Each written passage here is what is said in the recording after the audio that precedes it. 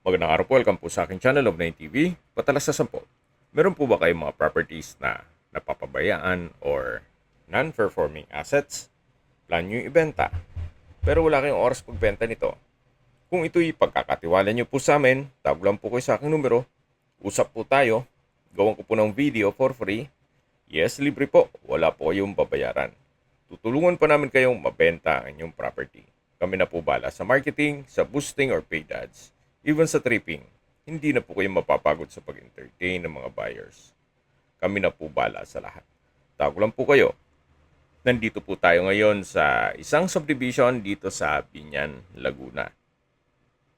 Nakompleto po ang amenities gaya nitong clubhouse, swimming pool, parks and playgrounds, function hall, basketball court, at meron din pong chapel. Tungkol naman sa security, meron pong 24 hours roving guards dito sa subdivision. Ito po yung tinutukoy ko na chapel or simbahan na nakasara po ngayon. At least na naipakita ko sa inyo.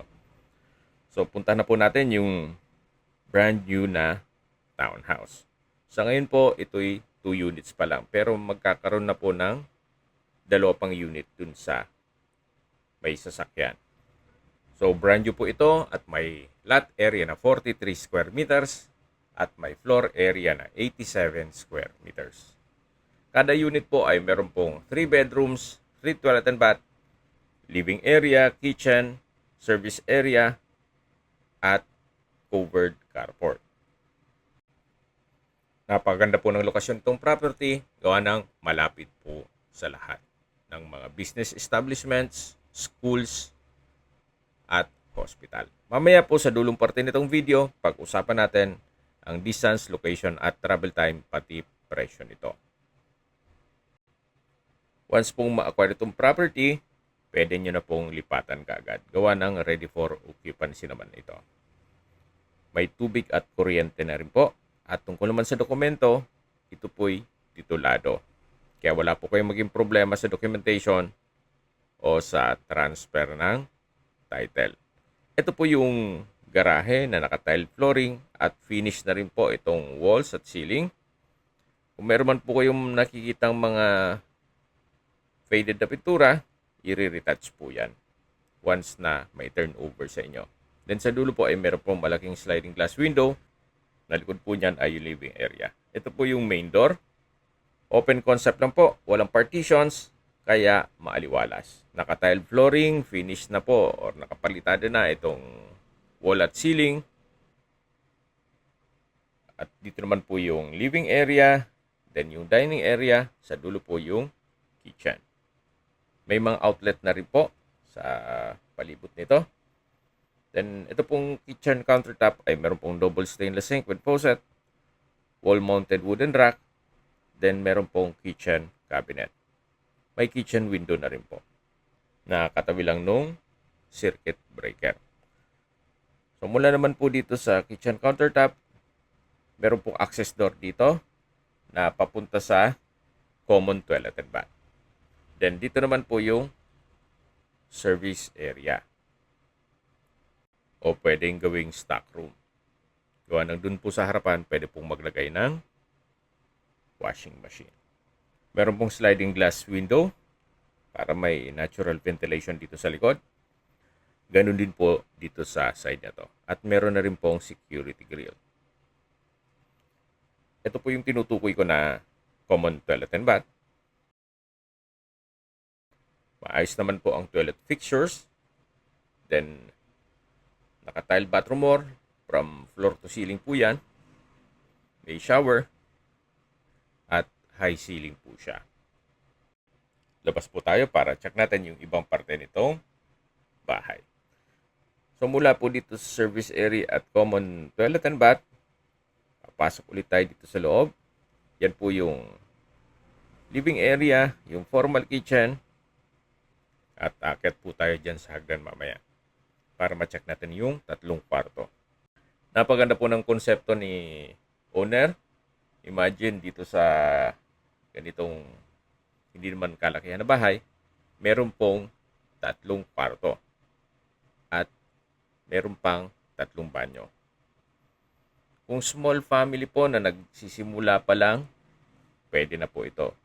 Siyempre, hindi na po mawala yung mga komento na kesyo maliit ang kwarto, maliit ang bahay, siyempre po yung budget maliit din. Kung hanap nyo na may malaking property na gusto nyo pa rin dito sa area to, pwede pong mag-construct si owner ng isang malaking bahay katabi lang nito. Pero depende pa rin po yan sa budget ninyo. So ito po yung hallway at ito po yung master's bedroom. Sa spasyo, malaki naman siya. Naka-tile flooring. Finish na rin ang ceiling at walls. Wala na rin kayong papagawa dito. Then may outlet na rin po. May wardrobe. Then meron pong malaking sliding glass window. At yan po yung pintuan kung saan tayo pumasok kanina. At isa pa po sa big factor dito ay meron pong sariling toilet and bath. So ganun po kaganda o kaayos ang naging floor plan. Imagine sa ganitong space, nagawan pa nila ng toilet and bath dito. So ganun din po. Naka-tile bathroom wall, may shower, may water closet with bidet, then bathroom sink. Meron din pong bathroom window. At hindi lang po doon, meron din po itong access door na papunta dito sa balkonahe o terrace. Naka-tile flooring na rin po dito at tubular railing na rin. Mula po dito sa balkonahe, ito po ang magiging tanawin o yan po ang magiging kapitbahay nyo once na ma-acquire nyo itong property. Tahimik naman po ang lugar, sariwa ang hangin, at sa klima naman po, banayad lang. Hindi naman siya ganun kainit at hindi naman ganun kalamig. Pasok po ulit tayo dito sa master's bedroom. Yan po, tungahin nyo po. At labas po tayo dito sa hallway. Para ma-check natin yung dalawang kwarto. Imagine na pagkasya nila. Ganun kaayos yung floor plan.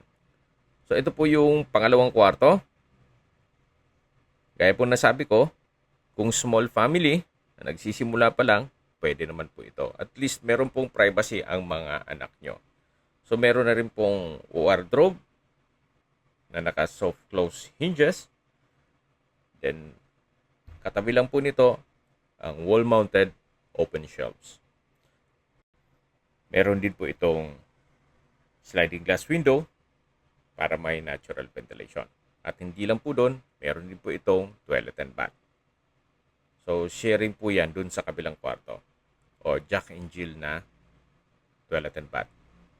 From floor to ceiling ang tile bathroom wall, may water closet, then meron pong bathroom sink at shower.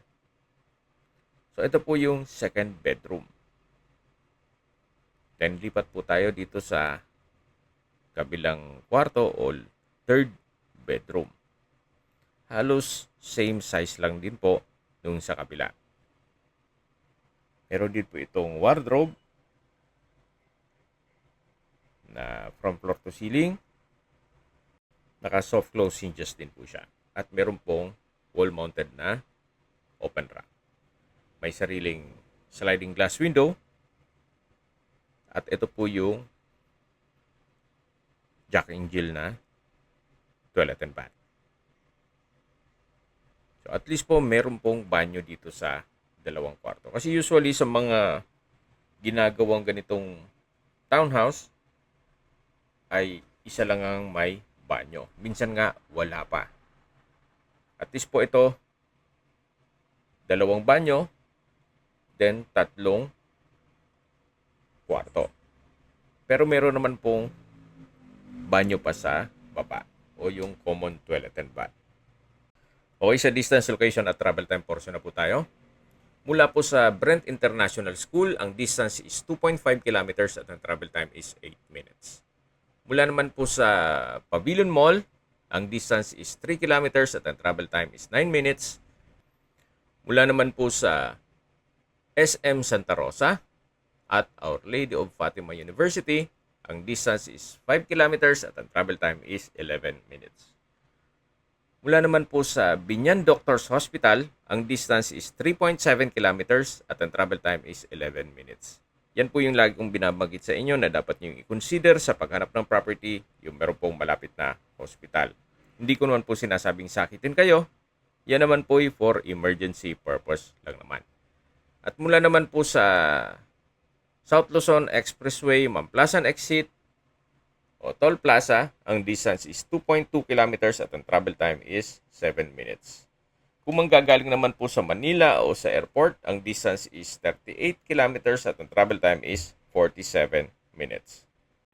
Okay, sa presyo na po tayo. Binebenta po ito ni owner sa halagang 5.5 million pesos. Para sa akin, fair deal na rin po. Gawa ng, meron po itong 3 bedrooms, 3 toilet and bath, at garahe. At kung magpapagawa naman po kayo ng bahay, syempre bibili kayo ng lupa, medyo mahal ang materyales, pati labor cost, then waiting time, minsan nga naluloko pa ng kontraktor. Kaya minsan po mas maigi pang bumili na lang ng ganitong ready for occupancy. Yan naman po yung opinion ko lang naman. Depende pa rin yan sa assessment nyo dito sa property. Kung sa tingin nyo, tama na yung presyo ni owner dito. Okay, kung may mga katanungan po kayo, tawag lang po kayo sa aking numero. At sa mga kababayan naman natin na sa ibang bansa, meron po akong Telegram. Sa mga iPhone user naman, may iMessage. Meron din pong Imo, Skype, Viber, at WhatsApp. Same number lang po, 0917-316-3399. Sa mga nagtatanong po ng aming Facebook, meron po aming Facebook page na Nov9 TV at Facebook Reels Video. Meron din pong TikTok at Instagram. May ibang YouTube channel din po kami, gaya ng Nov9 TV channel at Nov9 TV Listings. Sana po naibigan nyo ang video presentation. Paki-like and subscribe na lang po sa aking channel para ma-update din po kayo sa aking future listings. Kung sakali po hanap nyo yung mas malaking sukat na lupa o mas malaking bahay, meron din po kami ibang listings na pwede nyong pagpilian. Huwag po kayo mag-atubiling tumawag sa amin, then let us know your budget para malaman namin kung anong property pwede naming alok sa inyo. Sa lahat pong viewers, subscriber at nagtiwala po sa amin, salamat po sa suporta. Ingat po kayo lagi at yung pamilya. Maraming salamat po.